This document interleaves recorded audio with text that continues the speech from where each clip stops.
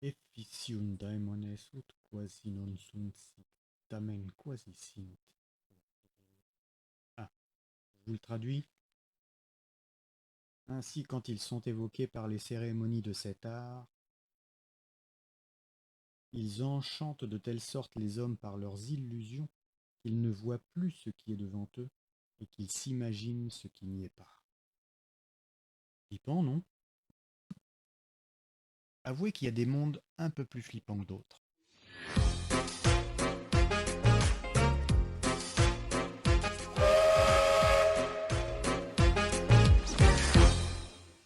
Salutations, je suis Steamfred et je voyage à travers les mondes imaginaires. Avouez qu'il y a des mondes qui sont quand même un peu plus inquiétants que d'autres.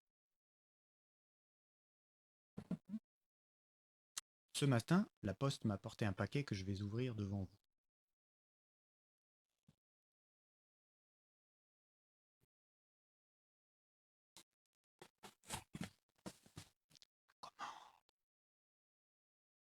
Oui, il y a des tentacules qui dépassent, oui. Ah, ça c'est astucieux. Au moins, elle se balade pas dans le... Oui, oui, ça c'est pas bête du tout, ça. Ça c'est très bien. Beaucoup mieux que ce que j'ai déjà expérimenté comme emballage. Bon, c'est dommage, ça fait du plastique, mais d'ailleurs, on voit que ça a servi. Parce que c'est un petit peu dégradé quand même pendant le voyage. Mais en tout cas, tout le matériel a été bien protégé. Alors, qu'est-ce qu'il y a dans ce petit paquet? Ce gros paquet. Il est pas beau, hein? C'est normal. Lui, il a l'air brave et courageux.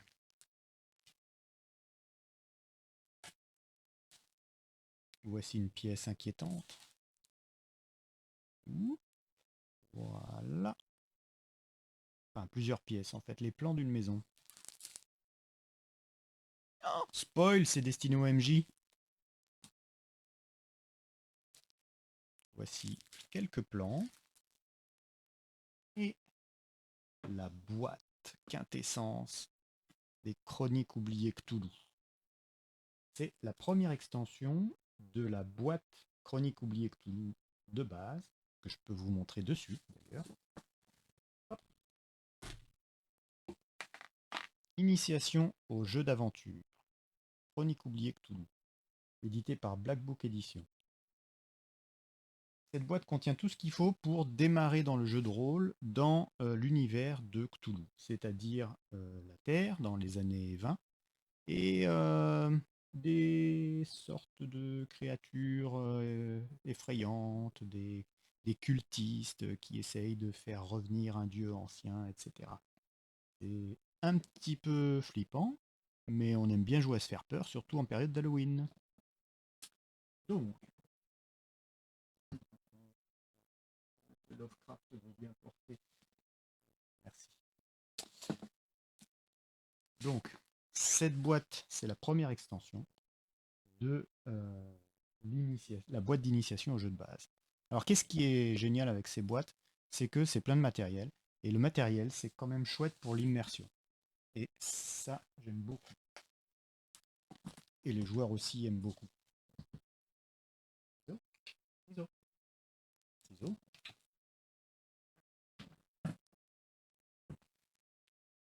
Alors, qu'est-ce qu'on a dans cette boîte? D'abord, on va commencer à ouvrir les petits suppléments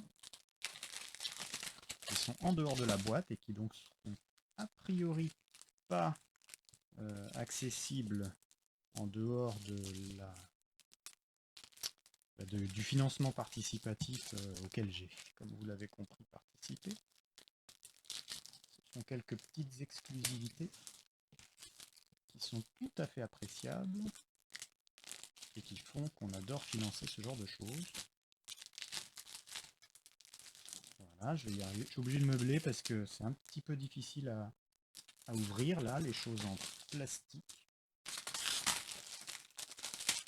Enfin bon, on est dans l'univers du pétrole et du silicium. Donc il y a du plastique. Voilà. Quelques plans. Je vous montre pas trop parce que ça c'est la version MJ, donc je voudrais pas spoiler les joueurs. Quelques plans. Donc ça c'est la version joueur. Muséum d'histoire naturelle de New York. En fait un tas de plans et ça c'est génial. Dès qu'on a du matériel comme ça à proposer, c'est vraiment super chouette. Oh. Ah ouais, ça c'est du plan. Hmm.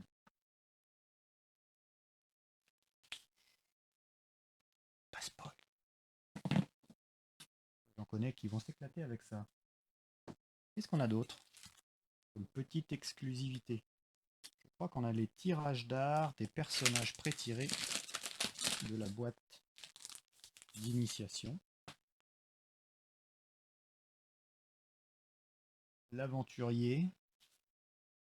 Oh, je la connaissais pas celle-là. Très jolie. En fait, ça doit être les pré-tirés de la nouvelle boîte. Ah, on voit un autre aventurier. Hmm.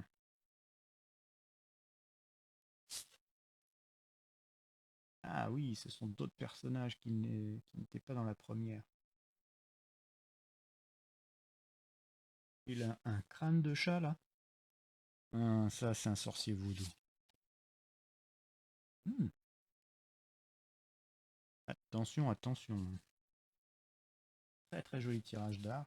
Ça donne envie d'en afficher partout. Il y a tellement de choses déjà chouettes à poser. Posez là. Qu'est-ce qu'on a comme autre petit supplément? Voilà.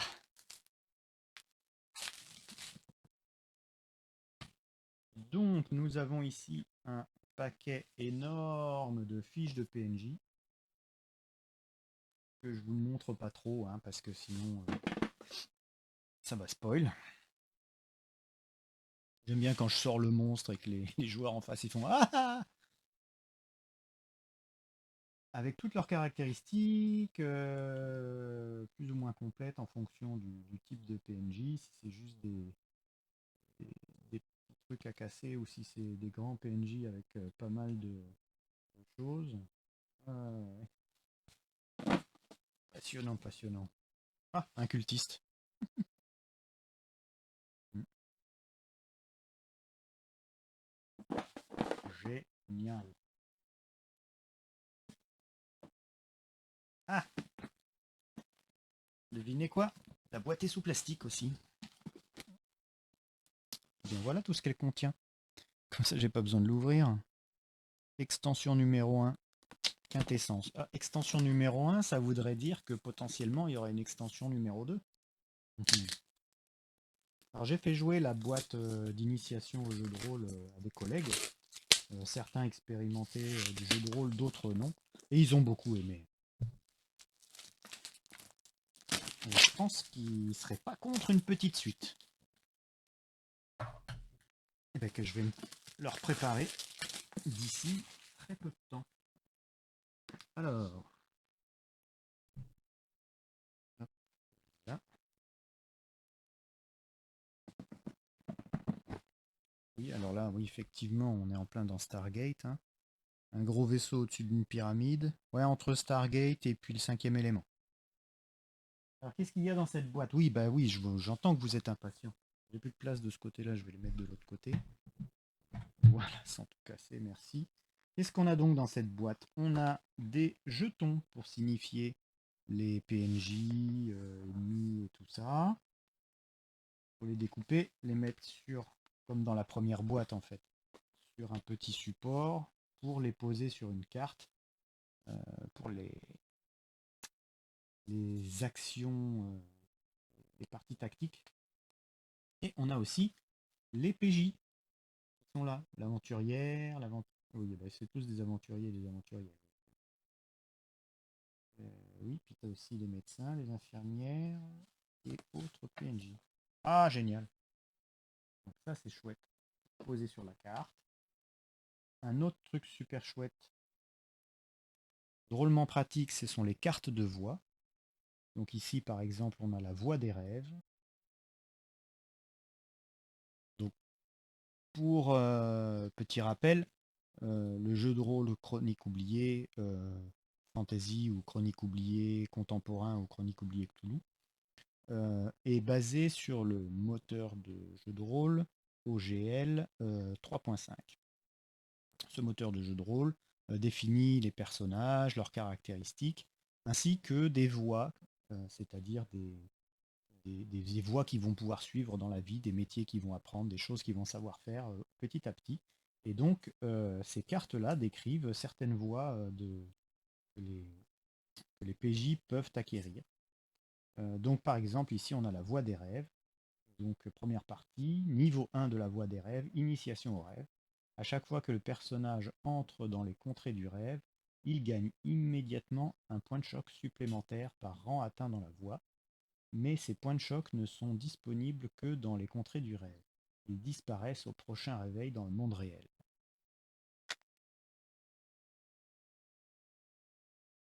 Oui, oui, oui, ça spoil un peu, oui, oui. On va faire attention, on va pas en dire plus. Qu'est-ce qu'on a d'autre dans cette boîte? Aide de jeu numéro 1. Indice de la Villa Patterson. Ça, c'est génial pour le maître de jeu parce que il a tous les indices qui sont dans la villa, la liste complète. Il peut cocher la colonne découvert en face de chaque indice pour savoir quels indices ont été découverts par ses joueurs et utiliser. Il y a une colonne utilisée pour savoir si, pour qu'il puisse cocher le cas échéant quand les joueurs ont utilisé cet indice. De plastique.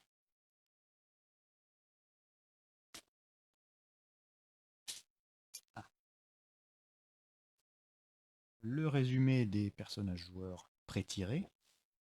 Ça qui est pratique, les pré-tirés, c'est qu'on peut commencer à jouer assez rapidement. On n'a pas besoin de construire entièrement le personnage avec les calculs de force, de dextérité, etc. Ils viennent avec un petit background, un petit profil, une histoire, un historique. Par exemple, Clovis l'hérisson, avocat de l'étrange. Ce personnage masculin d'une cinquantaine d'années, taille 1m78, 75 kg, parle créole haïtien, voilà, le français et l'anglais.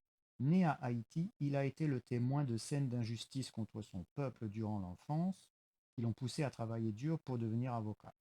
En parallèle, il n'a rien renié de ses racines, cultivant l'art du lodian et du vaudou. Lodian, je ne connais pas ça. Militant pour l'indépendance contre l'occupation américaine, il est en exil à cause de ses convictions politiques. Oui, on est dans les années 20. Un temps réfugié en France, il a rejoint les États-Unis pour y poursuivre son combat. Bel homme, doté d'une prestance et d'une classe naturelle, Clovis possède un charme envoûtant et étrange qu'il met en valeur par des costumes impeccables et quelques accessoires exotiques. Ouais, comme le petit crâne de chat par exemple ici, ou la canne à tête de serpent. Voilà. Donc on voit ses caractéristiques, les différentes voix. Il a déjà niveau 3 dans la voix des corporations, niveau 3 dans la voix du discours, et niveau 3 aussi dans la voix du vaudou. Petite introduction et la liste d'équipements ainsi que de quoi écrire de nouvelles voix.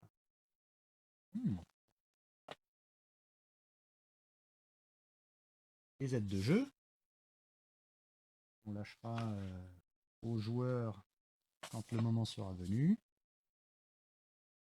Aouza Shaban, notre PJ, pardon, notre personnage joueur. Aide de jeu numéro 6. Aide de jeu numéro 3. La trame générale de l'histoire. La table des esclaves. Ouh là là, ça a l'air bien inquiétant tout ça.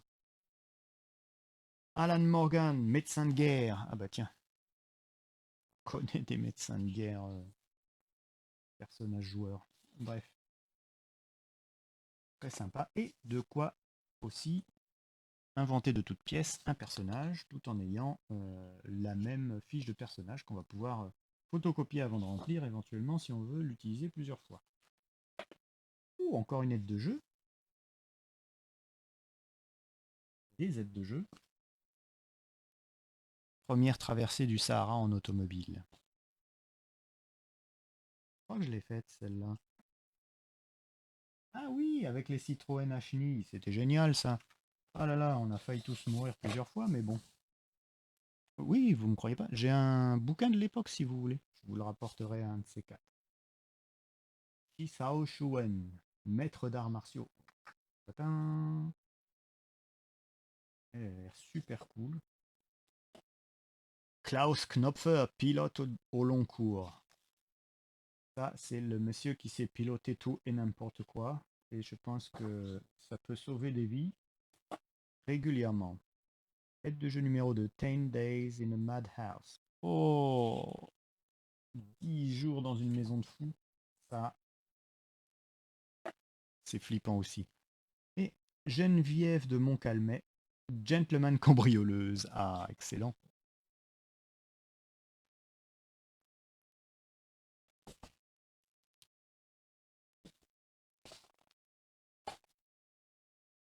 Alors, le principal.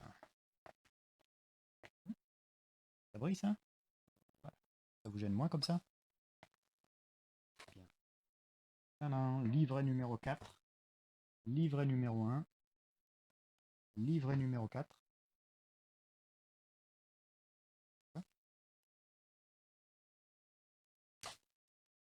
Ah, j'ai deux fois le livret numéro 4. Tiens, c'est marrant ça. Livret numéro 1. Ah, j'ai deux fois le livret numéro 1 aussi. Livret numéro 2.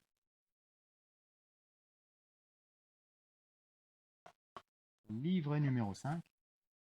Ça, c'est après le 4, a priori. Et livret numéro 3. Ça, c'est des choses étranges dans l'emballage. Et ensuite, ceci. Donc, livret pour l'aventure. Livret numéro 1. C'est par là qu'on commence. Le meneur de jeu lit l'histoire. Donne des avant-propos. Et là, on nous voit les profils expliqués. Comment on fait des tests? Ah bah, c'est bien. Si on n'a jamais été initié au jeu de rôle, je pense qu'on peut commencer par là. Même si la première boîte serait encore plus intéressante, puisqu'on commence de zéro. Là, les personnages sont déjà avancés. Ils ont un niveau... Niveau combien les personnages? Niveau 3, quelque chose comme ça. 3 ou 4, peut-être 5 même. Donc les règles, les idées sur les tests. Test qui, voilà, bousculer quelqu'un, ça c'est un test de force. Dégager un obstacle, c'est un test de force. Donc on nous explique quel genre de test faire. Et les contrées du rêve, ça commence ici. Il y a le bestiaire. Et en aide de jeu, la chronologie. Là, on est bien entre des années 20. Donc livret numéro 1. Livret numéro 2. Avec la prolongation de l'image en fait.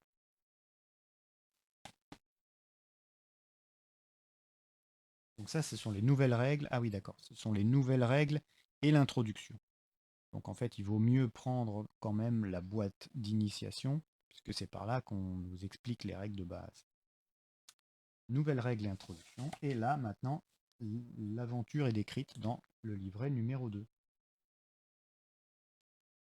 Avec conseil au MJ. Les PJ sont des héros, mais une introduction. La Villa Patterson, etc., puisque après on continue dans un asile de fous. On retrouve un PNJ qui nous avait bien fait peur et qui nous avait bien embêté dans la première boîte. Hop. Livret numéro 3, il est là. La suite des aventures, avec des choses tout à fait édifiantes et même quasi dérangeantes. Hein. Âme sensible Soyez prudents. Et ça continue. Toujours très bien illustré. Très bien expliqué, clair. Franchement, ça donne envie.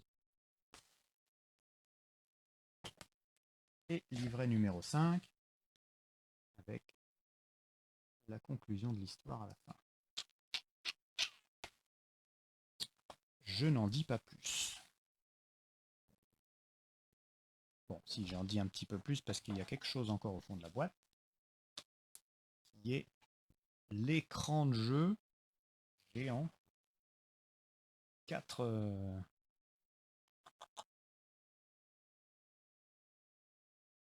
fois à 4 verticales, avec tout ce qu'il faut pour les aventures justement de la boîte. Change un peu par rapport aux écrans de jeu habituels où on a les règles de base, etc. Là, on est vraiment en tant que meneur de jeu, guidé, pris par la main. Ça va être très très très génial pour les meneurs de jeu débutants. Et voilà pour ce petit unboxing de Chronique oubliée Cthulhu, extension numéro 1, Quintessence. Bientôt pour une prochaine vidéo.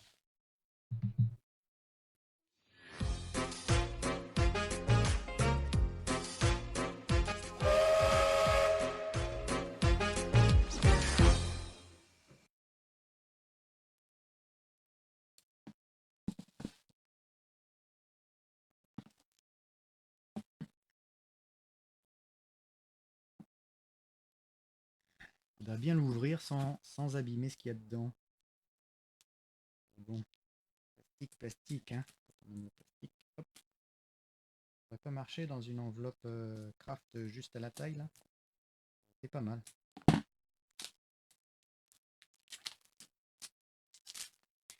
Voilà.